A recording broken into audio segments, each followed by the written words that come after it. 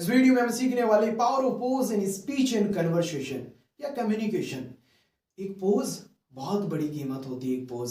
एक पोज की कीमत तो हम क्या जानो रमेश बाबू। इस वीडियो में हम पोज के बारे में सारी चीजें सीखने वाले हैं। चलिए सबसे पहले सीखते हैं पोज होता क्या है। हमने 2-3 बार यूज किया पोज, लेकिन पोज होता क्या है। देखो, पोज की डेफिनेशन की बात करें या अपन अपनी लैंग्वेज में बात करें आसान शब्दों में, तो कोई भी वर्ड या कोई सेंटेंस के पहले या उसके बाद में या दोनों जगह हम साइलेंस का यूज करते हैं, उसको बोलते हैं तब उस साइलेंस का यूज करते हैं तो उसे पोज कहते हैं। वापिस रिपीट कर रहा हूं, कोई सेंटेंस या कोई वर्ड से पहले या बाद में हम साइलेंस का यूज करते हैं, उसे पोज कहते हैं। पोज बिल्कुल जिसे नहीं कहते वो मैं बताता हूं। कई बार हम जब बहुत सारी चीजें बोलते हैं तो हम रुक जाते हैं, कुछ चीजें भूल जाते हैं। जैसे कि मैं प्रेजेंटेशन दे रहा हूं और मैं कुछ चीजें भूल गया, कुछ लाइनें भूल गया, कोई दिमाग में मेरा वर्ड अटक गया तो मैं रुक गया उस टाइम, वो पोज नहीं होता। या फिर मैं स्पीच दे रहा हूं और मेरी सांस फूल गई है और इस वजह से मैं रुक गया हूं, उस मोमेंट को भी पोज नहीं कहते हैं। तो पोज कहते हैं किससे? मैं एक सेंटेंस बोलूंगा, इससे आपको पता चलेगा ये पोज है और ये पोज नहीं है। अब वो सेंटेंस बोल रहा हूं जिसके अंदर पोज यूज नहीं हो रहा, तो उसको ध्यान से सुनना। उसके बाद हम बोलने वाले जिसके अंदर पोज यूज हो रहा है। ओके, जिसमें पोज यूज नहीं हो रहा वो इस तरीके से है। मेरा बचपन एक ऐसी जगह गुजरा जहाँ एजुकेशन नहीं थी, बिजली नहीं थी, संसाधन नहीं थे, संभावना नहीं थी, फिर भी मैंने प्रयास की और मैं कामयाब हुआ। पोज एक भी नहीं थे। या फिर मैं एक सेंटेंस इस तरीके से बोलूं, मेरा बचपन ऐसी जगह गुजरा जहां बिजली नहीं थी, जहां एजुकेशन नहीं थी, जहां संसाधन नहीं थे, फिर भी मैंने प्रयास किया और आज मैं कामयाब हूं।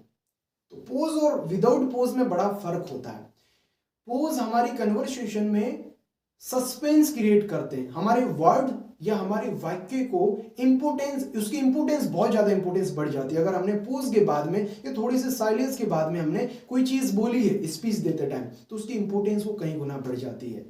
अब हम सीखेंगे कि इंपोर्टेंस ऑफ पोज, पोज का क्या इंपोर्टेंस है। इंपोर्टेंस की अगर बात करें तो जैसे एक युद्ध में एक योद्धा अपना प्रहार करने से पहले थोड़ा थम सा जाता कुछ लम्हा, वैसे ही एक अच्छा कम्युनिकेटर एक प्रभावशाली चीज बोलने से पहले कुछ मोमेंट साइलेंट होता है। बस बहुत सारी चीजें समानता है। जैसे एक एग्जांपल लेते हैं महाभारत का। महाभारत के अंदर अर्जुन को जब मछली की आंख भेदनी थी, उसको निशाना लगाना था मछली की आंख पे, तो जब मछली की आंख पे उसने निशाना लगाया, उससे पहले वो थोड़ा सा थम सा गया था, उसके बाद में उसने तीर छोड़ा और सीधा मछली की आंख में गया। वैसे ही आप जब पोज लेते हो उसके बाद में जैसे कुछ बोलते हो, कुछ वर्ड या कुछ सेंटेंस, आप भी चौके छक्के लगा सकते हो, आप भी मौके पे चौका मार सकते हो। बहुत सारी चीजें समानताएं हैं। तो एक अच्छे स्पीकर को पोज बहुत जरूरी है, लेना चाहिए। अब पोज कहां पे दे सकते, पोज समझ में आया क्या होता है, इंपोर्टेंस भी समझ आ रही है। आप इतनी सारी चीज बता रहे हो कि सर पोज लेने से बात का सस्पेंस क्रिएट होता है। अगर आपको सस्पेंस क्रिएट करना है तो आपको पोज लेना पड़ेगा, और अगर आप पोज लेते हैं तो आपकी बात की इंपोर्टेंस बढ़ जाती है। पोज आपको आपकी बात को एक इफेक्टिव वे से या पावरफुल तरीके से प्रेजेंट करने का मौका देता है। पोज आपको आपकी बात को इफेक्टिव वे से या पावरफुल तरीके से प्रेजेंट करने का मौका देता है।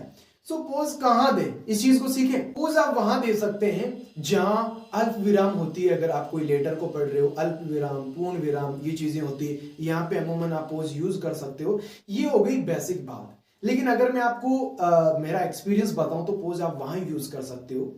कोई भी इंपॉर्टेंट वर्ड बोलने से पहले आप पोज यूज कर सकते हो, या उसके बाद में भी यूज कर सकते हो, या दोनों जगह यूज कर सकते हो। ये इंपॉर्टेंट सेंटेंस बोलने से पहले, बाद में, या दोनों जगह यूज कर सकते हो। अब आपको तय करना है कौन सा वर्ड बहुत प्रभावशाली है आपकी कन्वर्सेशन के दौरान या आपकी स्पीच के दौरान। जो भी इंपॉर्टेंट वर्ड हो उसको बोलने से पहले आपको थोड़ा सा पोज लेना है, उसके बाद उसकी वैल्यू कुछ और होगी। सर पोज तो लेंगे लेकिन उसके दौरान करे क्या? जैसे मैंने पोज लिया, उस पोज के दौरान करे क्या? हमारे को बहुत माइक्रो सेकंड का टाइम मिलता है, थोड़ा सा सेकंड भर का टाइम मिलता है। जब पोज लेते हैं हम रुकते हैं, उस दौरान करे क्या? मैंने अर्जुन का एक एग्जांपल लिया था, तो उसने वो पोज लिया था, या फिर उसने थोड़ा सा समय लिया था, कुछ मोमेंट वो थम गया था, उस टाइम उसने कॉन्सेंट्रेशन किया था, फोकस किया था। बस वही चीज आपको करनी है, जिससे होगा क्या, जब भी आप वर्ड बोलोगे वो बड़ा प्रभावशाली रहेगा, बड़ा कमाल का रहेगा। अब ऑडियंस के लिए पोज क्यों जरूरी है? जो लोग आपको सुन रहे हैं उसके लिए पोज क्यों जरूरी है? जरूरत ऐसा है कि जब आप पोज ले रहे हो, थोड़ा सा साइलेंस हो रहे हो, अपनी बात को धीरे धीरे कंप्लीट कर रहे हो, तो लोगों को समझने में आसानी होगी। या फिर दूसरी चीज कि जब आप कोई एक सेंटेंस बोल के थोड़ा सा रुकते हो, वो प्रभाव इफेक्टिव चीज बोलिए, तो ऑडियंस को रिलेट करने का या फिर उसको समझने का बहुत अच्छी तरीके से मौका मिलता है। इसके साथ ही जब काफी लोग तो रिएक्ट करते हैं, तालियां बजाते हैं, काफी लोग हंसते हैं, तो ऑडियंस को मौका मिल जाता है, ऑडियंस को विजुलाइज करने का मौका मिल जाता है, ऑडियंस अपना दिमाग लगा सकती है उस टाइम, ऑडियंस आगे का सेंटेंस क्या होगा वो प्रीजस करने का उसको मौका मिल जाती है जब आप पोज लेते हो। उस टाइम आपको भी एक चीज ध्यान रखनी है, जैसे कि आपने छोटा सा पोज लिया और कोई कॉमेडी का डायलॉग बोला है या कोई सीरियस बात बोली, उस टाइम लोग इमोशनल हुए, तो उनकी रिएक्शन कंप्लीट होने के बाद वो हंसना कंप्लीट कर रहे हैं, तालियां बजा रहे हैं और आप अगली लाइन बोल रहे हो, तो ऐसा ना करें। ऑडियंस को उनका पूरा रिएक्शन करने दे, उसके बाद ही आप अपना सेंटेंस, अगला सेंटेंस या अगली लाइन बोलें या फिर अगला वर्ड्स आप बोलें। सो पोज के अंदर ये कुछ बहुत महत्वपूर्ण चीजें थी जो हमने सीखी। सो आई थिंक आपको इस वीडियो में बहुत आसान तरीके से मैंने बताया, कुछ भी कॉम्प्लिकेटेड नहीं किया है, तो इन चीजों को समझा होगा। तो अब से हमें अपनी कन्वर्सेशन के अंदर पोज जरूर यूज करना है।